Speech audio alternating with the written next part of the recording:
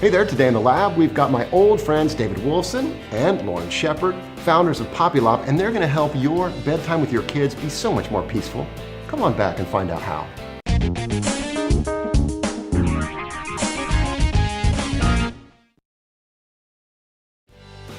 Today's episode of DadLabs is brought to you by Baby Bjorn. Swedish design, dad-friendly, Baby Bjorn.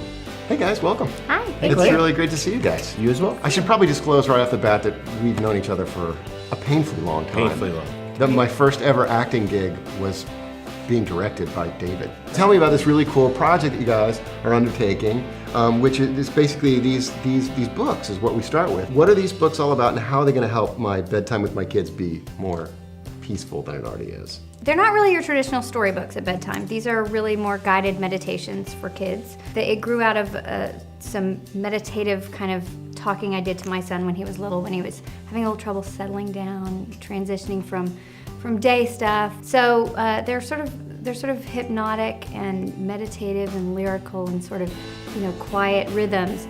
And I started repeating it every night, and over time he started asking for it every night. So there's no talking bears in this? No ABCs. No putting choo-choo trains to bed? No, yippee-skippy rhymes. There's a couple of rhyming parts, maybe a little bit, but it's not sort of versy. But meditation, now, is that going to, are you guys hippies?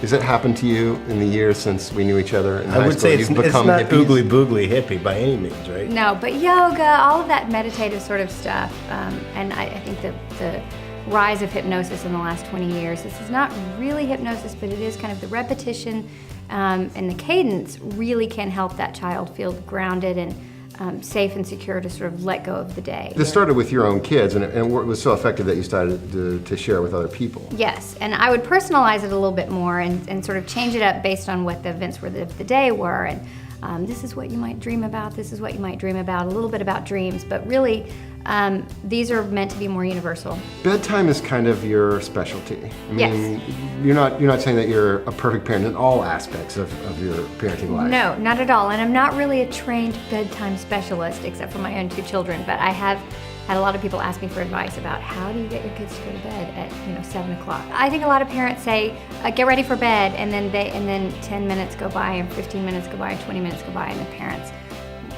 we have a tendency to, we'll check our email or do one other thing, and then time goes on, so there's a little bit of a mixed message.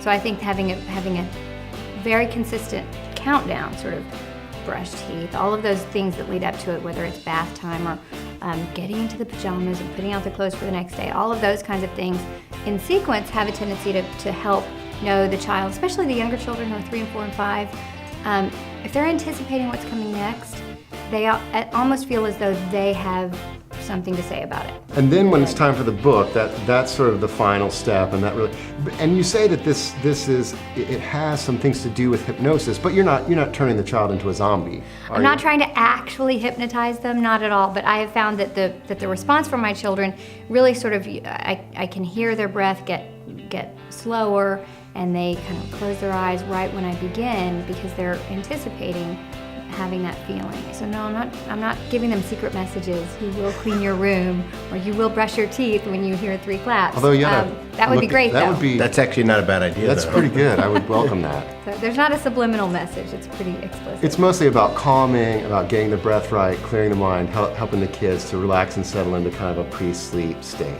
Right. And it's not just the books, right? I mean, the project entails sort of a multimedia aspect as well. Is that right?